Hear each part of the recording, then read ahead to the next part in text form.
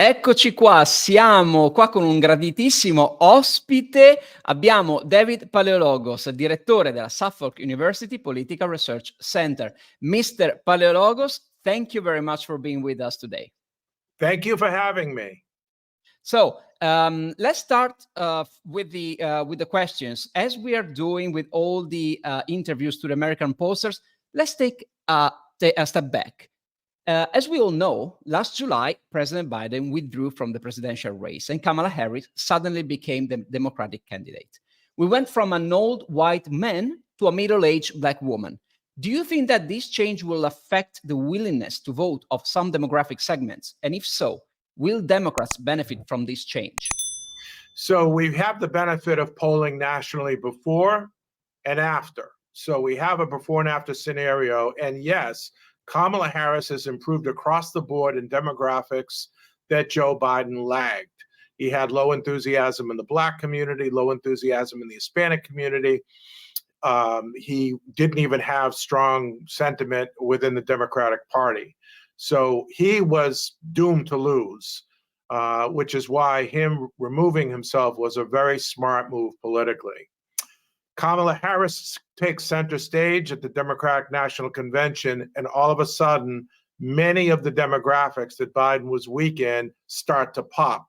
Bigger enthusiasm, doing better among Black voters, Hispanic voters, Democratic excitement goes sky high. And so you see a major improvement. She still needs to go a ways to get to where she needs to be, but she's clearly in a better space today than she was when Biden was the nominee. I'll just add a question here. The Black voters, the Black men, is this one of the groups that you were referring to, correct? So young Black men have been the weakness not only of Joe Biden, but of Kamala Harris. And this is why it's very important. Joe Biden won Blacks by a 13-to-1 ratio, which 92% to 7%, according to the exit polls, 13-to-1. For every Black voter that Donald Trump wins, the Democratic Party and Kamala Harris has to find 13 additional Blacks to continue that 13-to-1 ratio. If they don't find, let's say they find only 5 additional Blacks, that's going to lower the proportion that Kamala Harris wins by among Blacks, and that could be fatal in states where Black voters matter, like Pennsylvania and Michigan. Now, according to your polls, last June, Harris's favorability was underwater. Only 36% of Americans had a favorable opinion of her, while 55% had the opposite opinion. However, in August, her favorability increased to 49%, and unfavorable opinions went down to 46%. So we went from minus 19 to plus 3. Why do you think this bounce occurred? The public got a chance to see Kamala Harris defined, and the hordes of endorsements and paid advertising has significantly improved her standing in terms of personal popularity. She has a challenge. She has to figure out how she can convert that popularity to electability. We always say favorability first, which she has, then electability. So she's one half of the way there. And so morphing that popularity into electability is really where we get into the policy differences and the policy comparisons between Kamala Harris and Donald Trump. Just a few weeks ago, you released a poll with Donald Trump winning Arizona by 6 points, which is a huge margin.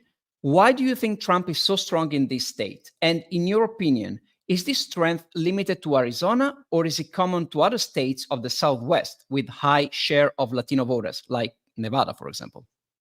It could impact Nevada. We'll see in the future polling. It won't impact New Mexico enough to flip New Mexico to Republican, I don't believe. So Arizona. Going into our Arizona poll, I expected the margin to be 1 point or even. And so when we had Trump by 6, the first thing you worry about is, do we have an outlier here? Is our poll so vastly different than the other pollsters that it's something that needs reexamination. But Suffolk University does something unique that no other pollster in the country does. We also poll bellwether counties, which are important because they're separate polls just in the counties that when they flip to Democrat, the state flips to Democrat. And when those counties flip to Republican, the state flips to Republican.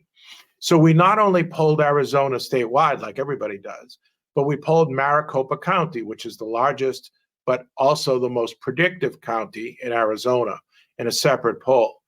And Maricopa County runs a little bit more Democratic than the statewide.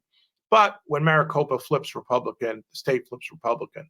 And what we found was that Maricopa, Trump was winning by 4 points, which is what I expected. It was a little bit more Democratic than the statewide vote. So I knew when that poll came out, the Trump number of being +6 was closer to the real outcome than a lot of people believe, because we had that additional test of Maricopa County. Now, as to your question about why, there are a couple of differences between Arizona 2024 and Arizona 2020.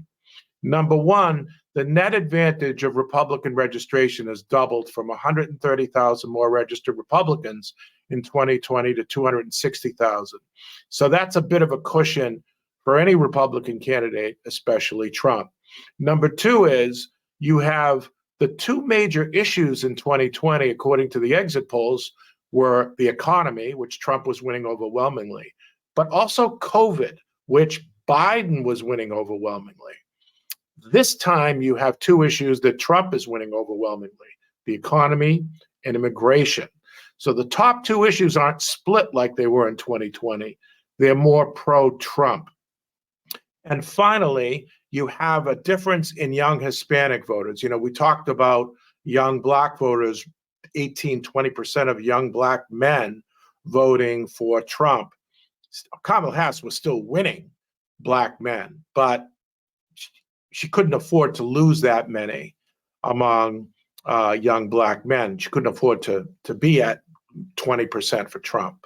But in the Hispanic voter polls that we showed, and in the Arizona poll, young Hispanic men not only are voting more for Trump, but a majority of young Hispanic men, an actual majority, are supporting Trump over Harris. Whereas in 2020, the numbers were pretty split. It was like 40-40. Now it's more like 51-38, young men breaking to Donald Trump. So for those three reasons, change in party registration, the number two issues, and young Hispanic men moving to Trump, I think that Trump is better positioned, even better than the other polls are saying, to win Arizona. I could be wrong, but that's what the data tells me. Now, let's go from the Sun Belt to the other swing states in the Rust Belt this time. Recent polls suggest that Wisconsin may lean more Democratic than Pennsylvania this year. Do you think this trend will hold until November, or will these two states continue their pattern of voting for the same winner as they've done since 1988? Here's the difference between Wisconsin and Pennsylvania. It's the ballot. And when you have a close election, third-party candidates matter. Pennsylvania only has 4 candidates for president: Harris, Trump, and then the Libertarian Chase Oliver and Jill Stein, the Green Party candidate. Wisconsin has 8 candidates. Michigan has 8 candidates. And that's where this gets a little bit dicey, because you have candidates like Cornel West, Jill Stein, and others who are potentially protest votes for Harris voters who might not be happy with the war overseas. They may be more pro-Palestinian and don't believe the Biden administration is drawing enough of a line in the sand on that issue. Or there could be other individual choice issues where those third-party candidates on both sides, Democrat and Republican, are going to potentially be those ballots cast for third-party candidates. And so we'll need a little bit more polling before we can make that differentiation between Wisconsin with its 8 candidates for president and Pennsylvania with its 4. In your last poll in September, you had Kamala Harris ahead in both Michigan and Pennsylvania by 2 and 3 points respectively. Do you think her lead in these states is solid, or there could be surprises in the next 3 weeks?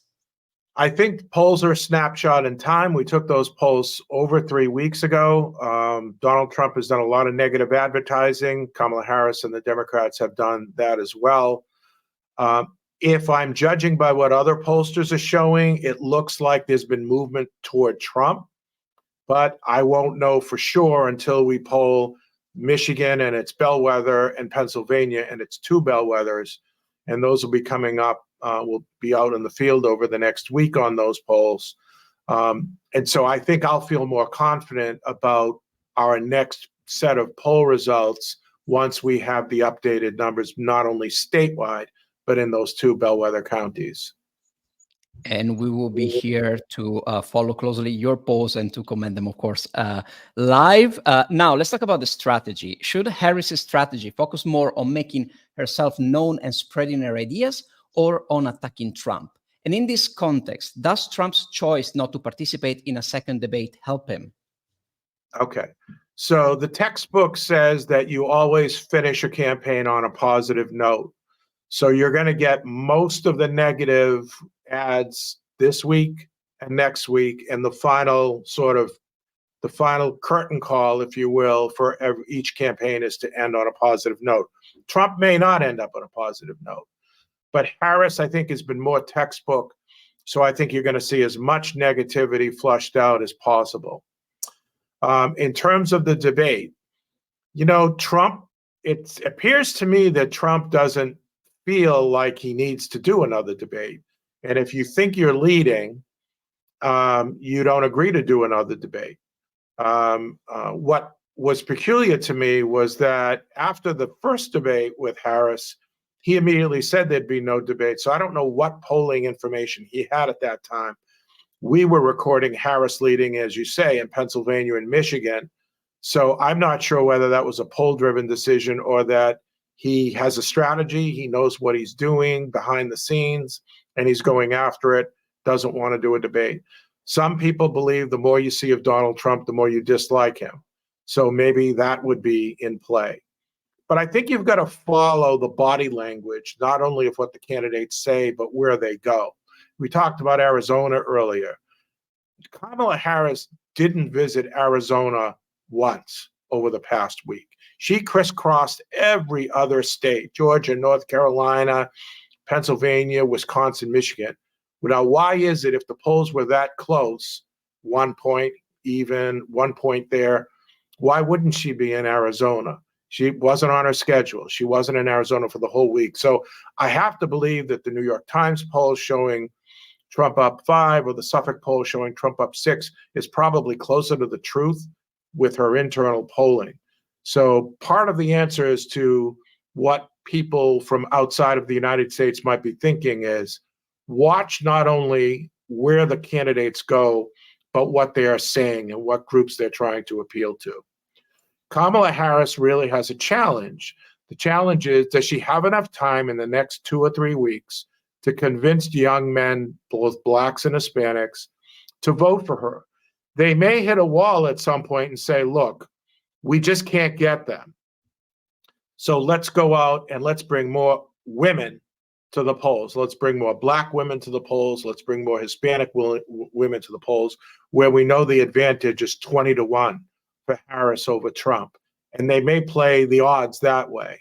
They're trying desperately to try to appeal to young men, both the vice presidential nominee, Tim Walz, and Kamala Harris. But at some point, they've got to look at the data and say, we're hitting a wall. There's a point where we just can't, for some reason, young men who are black and Hispanic aren't excited about Kamala Harris.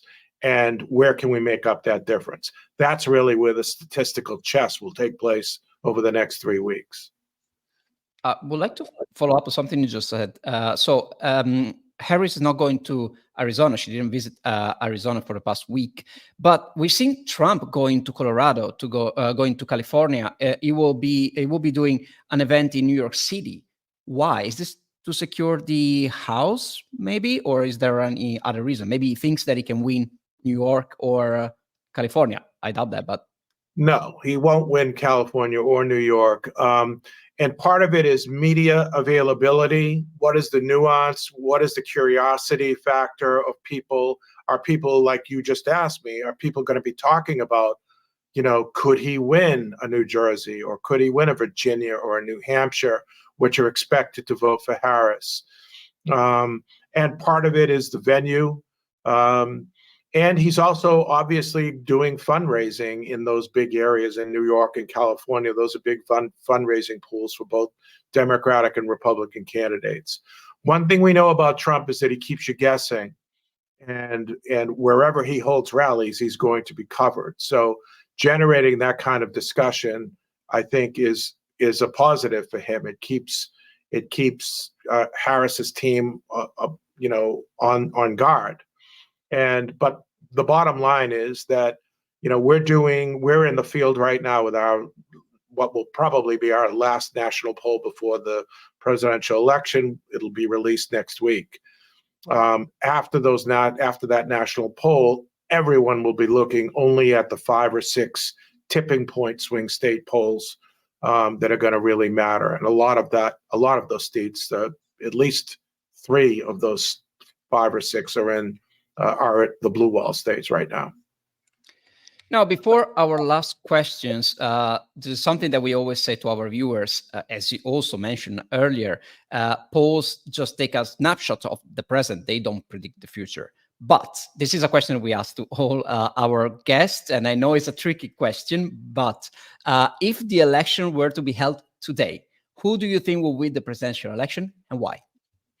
So if the election were held today, Kamala Harris would win the popular vote. She's winning by about 2.5–3% if you look at the aggregated averages. But in the United States, in order to win the Electoral College, you need to be winning the popular vote by more than that. You need to be winning by about 4% or thereabouts. So based on today's polling, again, this is not predictive of what will happen. If the election were held today, Donald Trump would win the Electoral College, because right now in most of the modeling, he's within the margin of error or leading. If you look at the Real Clear Politics average in many of the swing states, including Pennsylvania, Michigan, it's tied in Wisconsin. The numbers are attacking his way already, as we discussed in Arizona. North Carolina would have to be a flip state for Kamala Harris, and that's very difficult when 63% of the population believes the country's on the wrong track. It's hard to flip a state. Trump won North Carolina in 2020, and by the way, he won North Carolina in 2020 when there were 390,000 more registered Democrats than Republicans in North Carolina at that time. Now the advantage for Democrats over Republicans is only 130,000. So the advantage of registration has been cut in 2/3.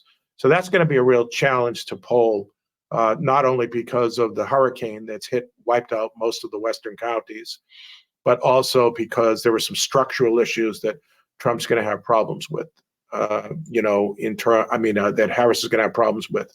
So it really comes down to those swing states. It's a margin of error race. But if you're looking at today's polling, Trump is in a better position in those swing states right now. So I would have to give the electoral part of the question to Trump and the popular vote to Harris. Mr. Paleologos, thank you very much for being with us. It's been a pleasure. My pleasure. Thank you.